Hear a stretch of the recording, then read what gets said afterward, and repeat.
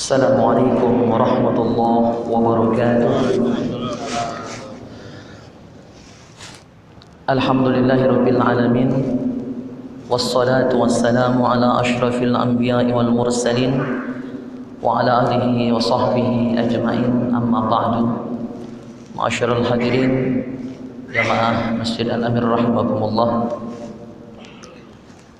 Suatu hari ada seorang ulama sedang mengajar di majelis ta'limnya dan beliau menyatakan statement yang mengejutkan semua jamaahnya. Kata beliau, ada orang yang masuk neraka gara-gara seekor lalat, dan ada juga yang masuk surga gara-gara seekor lalat. Maka gempar jamaahnya, kok bisa lalat menjadi penyebab orang masuk surga dan neraka?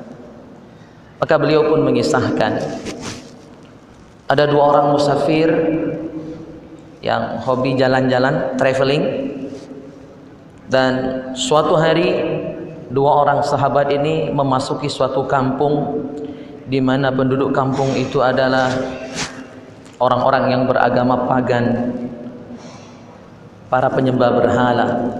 Dan menjadi tradisi di kampung itu, siapapun musafir yang lewat di kampungnya harus memberikan kurban bagi berhala yang mereka sembah.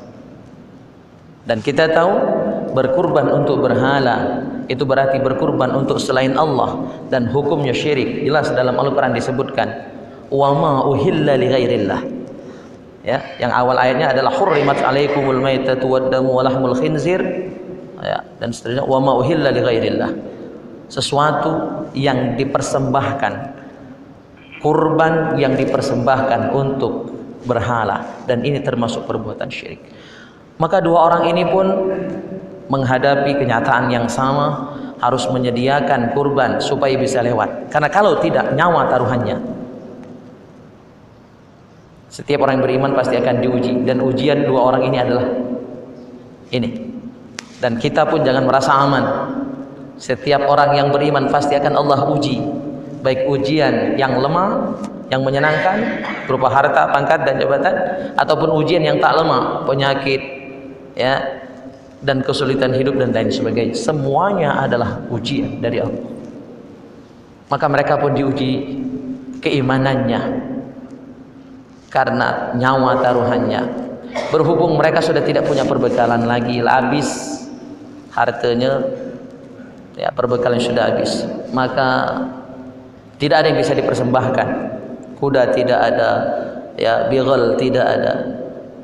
Akhirnya salah satu di antara mereka menangkap seekor lalat, dipersembahkan kepada berhala penduduk kampung itu.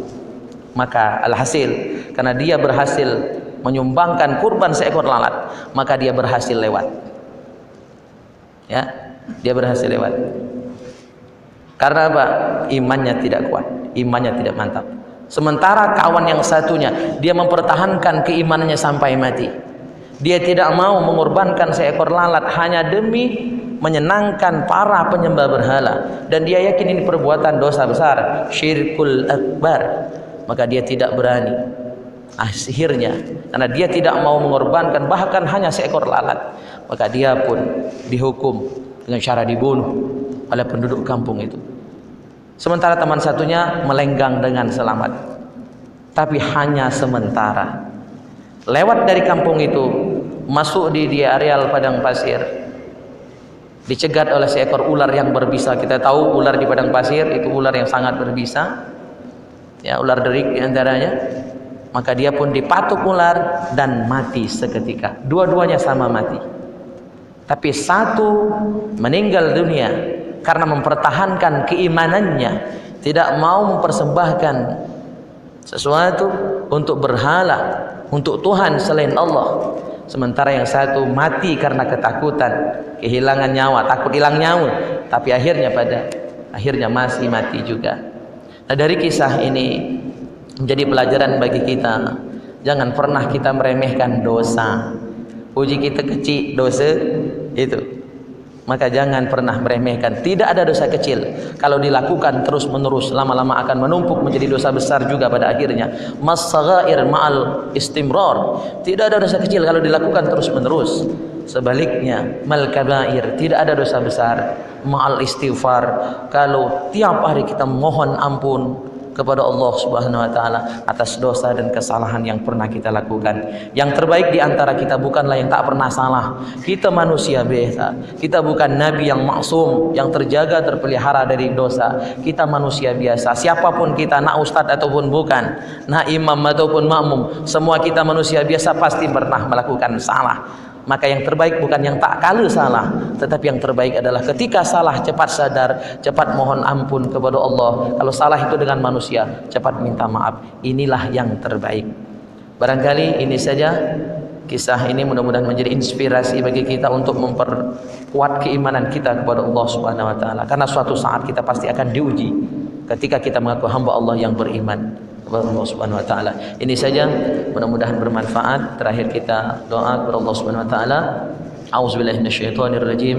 Bismillahirrahmanirrahim. Alhamdulillahirabbil alamin. Allahumma shalli wa sallim wa barik wa karrim ala sayyidina Muhammad wa ala ali sayyidina Muhammad.